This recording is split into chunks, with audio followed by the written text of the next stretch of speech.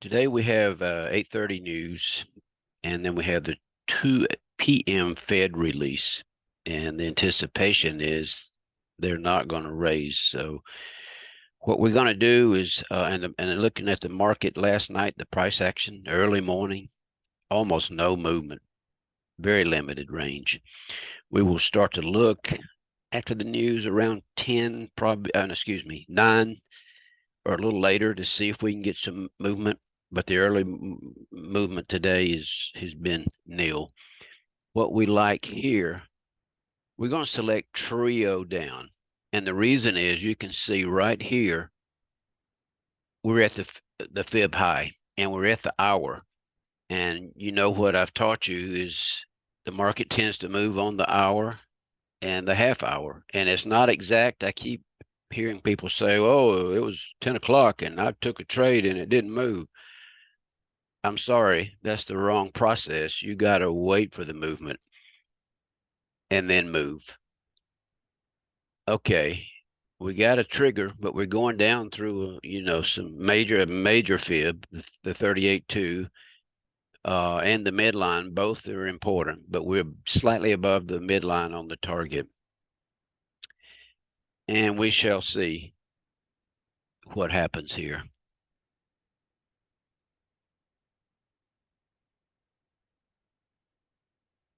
What we want to do, I mean, you can look behind us, the movement was just ridiculous.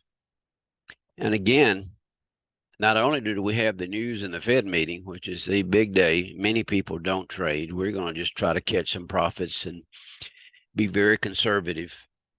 We like to take our profits, not in my case, I can't tell you what to do. It's your own personal trading plan, but I like to take smaller profits, especially on a day like this. This is not 2020, 21, and part of 22. This is a different market altogether.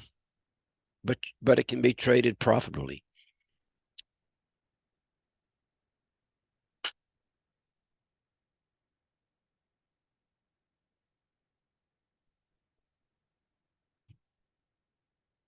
Just in case, because it will be selective, what we will do is we're going to select writer.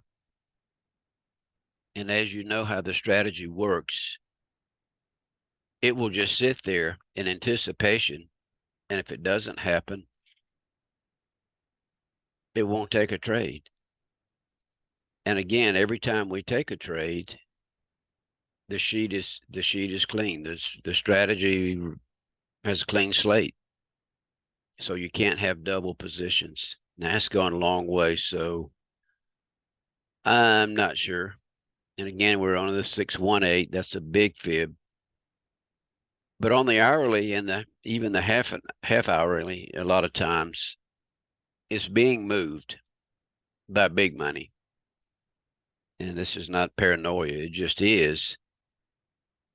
And they'll run it right through the fibs, right through the pivots. They don't care. Okay, we got fill. You notice here, I want you to notice this. This is a clean slate. And if you ever just want to clean the slate, just hit clear. Then you don't have any worry about taking a position that you did not want. If it can squeeze out here and get us out, we've had all right. Now we're at the fib low. So what will we do on the fib low? The same thing as the fib high. And again, if we notice, we're pretty much at the half hour mark. Doesn't mean anything. We're gonna go ahead and select trio up because this is total anticipation, and it's certainly not it's pushing through the low. This is generally where the market has a higher probability of getting moved. So we will take a look and see what we can do here.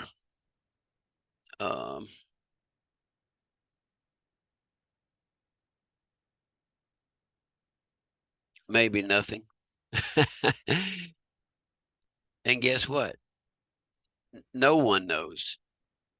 I mean, the liars know. They always know, right? And they never lose. And they go to the casino and they always beat the casino. That math is not that favorable that you always win. But we will go from here. Let's see. We notice our spike at the bottom is turning green. We like that. And a lot of times here, and I've talked about this in the past, we like to use the spiral because now we got 2 time frames adjusting in the direction that we would like to proceed. So we will go from there and see where we go, where we end up.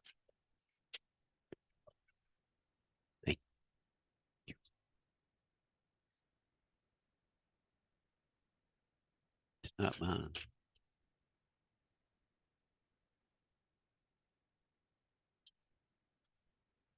Okay. We also got a wick. We call it a spike or sticks, excuse me. Sticks. We got filled and it's going back up through a major fib. But it's a little past the half. We got a quick hit. We really like that. Honestly, right now, since it started to move for the first time today, we'll take another look, and then we're probably going to come back today after the Fed releases its decision and the market settles down to where it's tradable. We'll take a look at it. We'll come in just a few minutes before 2, but do not, and I insist that you be careful and do not trade this thing when the market, goes all the way across your computer screen in 1 second. You will lose. I mean, there's no way to get a fill, and they will fill you at the exact turn point. Don't do it. And I'm just begging you to not do it. We got so much resistance in here above. I'm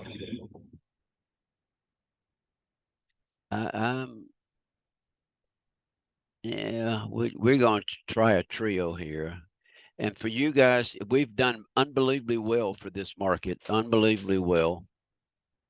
We've been pretty lucky also, and you don't need to take this trade. It's higher risk, and I encourage you. You got to base this on your personal trading strategy, trading plan. It's not moving. It's kind of stuck here, but again, the 618, the mid fib, and the 382 can really hurt you if you don't pay attention to it. Now it sliced right through it, but again, I told you why. They mean nothing when the big guys start to move this thing. What we want to do is be on the side of the big guys. We never want to. You never want to compete with the big money. You really want to ride with the big money and not be greedy. And again, we're sort of being greedy right now. We've more than exceeded our plan, and it's made made a quick move at 9 and 9:30ish, a little after 9, and you can anticipate that many days when the market has not moved. I mean, the late morning session, which was, the Asian and European session, just nothing at all. And usually many traders never trade on the Fed day. And that's absolutely okay because the movement is terrible. You honestly just don't want to go there. And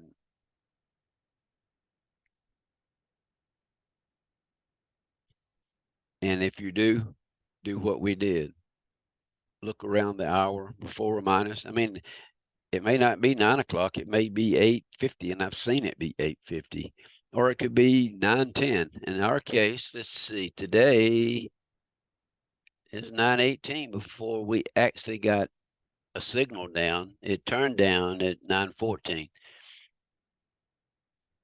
So again, there's no guarantee on the time. It's like, don't put your stopwatch on it and just arbitrarily take a trade. You got to see a setup.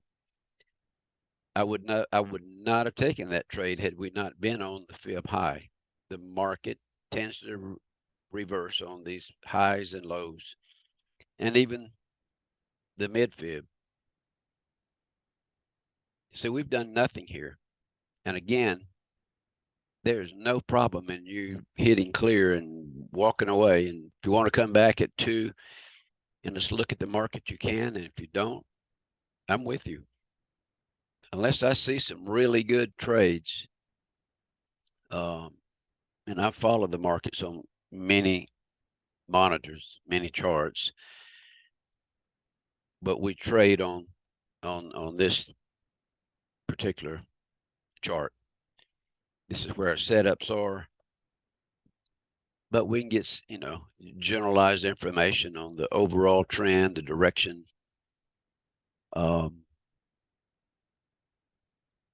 Just to give us a little more insight. This is going to do one or two things. It's either going to go up and go up strong, potentially back to the high, or it's going to go down. It's going to turn because it's right on resistance on the other charts of turning.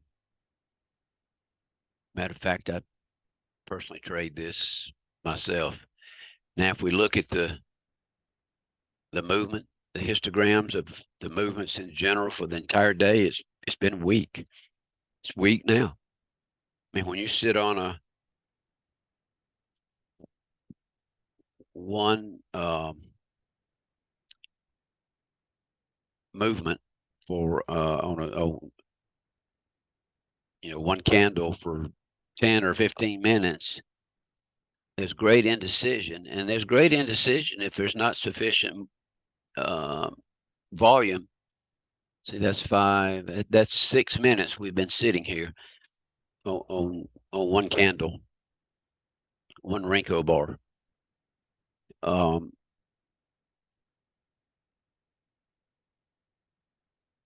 me, the bias is still slightly down, but it's not extreme. I mean, if we look at the undercarriage of the hull, it's all green. I mean, we said we got spikes. We got it at the low here, and those are generally pretty strong. Just like here, we got a spike down, and when you get this spike, as long as you have time and you agree with the setup, go ahead and select the trio if that's part of your trading plan. I know I keep emphasizing that, but you can become a great trader, but it takes a lot of work and a lot of patience to create the consistency to be consistently profitable. I mean, if any of you read Reddit and a lot of, maybe Facebook with some different traders or X prior to Twitter, or you know, some other social media, you've seen how many people have traded and made a ton day trading and given it all back. Well, guess why? It truly was significantly easier, you know, a year back, year and a half back, for about 2 years. I mean, it was trending strong, big long trends, and it just made for much easier trading. That doesn't mean that people didn't lose, because they definitely lost. Okay, we got triggered. So if we get this, and we're right on top of another fib right now, I think that's the 7-8, which is usually not as strong. You notice I made these a purple or magenta color. Now this is the white in between, so it's easy for me to spot, because I know the 382 and the 681 have hurt me before when I didn't think that would happen. I thought it would cut right through, and they do. And a lot of times it will cut through a few ticks and reverse hard to the opposite direction is my target. Yeah, we're on top of the moving average, which is another. It doesn't have far to go, so we hopefully we'll get there.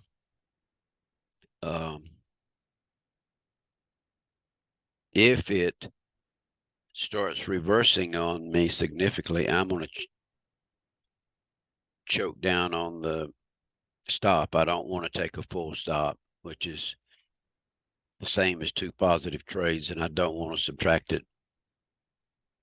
Again, that's what I said earlier. You don't have to take this when you've exceeded your goal in a terrible market. And I mean terrible by difficulty to trade. It's Christmas season. It's that time of year. Many people have gone for extended vacations, cruises. Oh, all right. We're going that's we did incredibly well, and I bet you most people didn't. What we're going to do now is we'll come back a few minutes before 2. Do not jump into trades unless you absolutely have a trading plan that you know can make progress in such a market. And I don't know many people that can do that. So if you come back, great. If you don't, we're done for the day. And that is a terrifically good profit. See you at 2 or see you tomorrow. Take care and good trading. And thank you for being here today.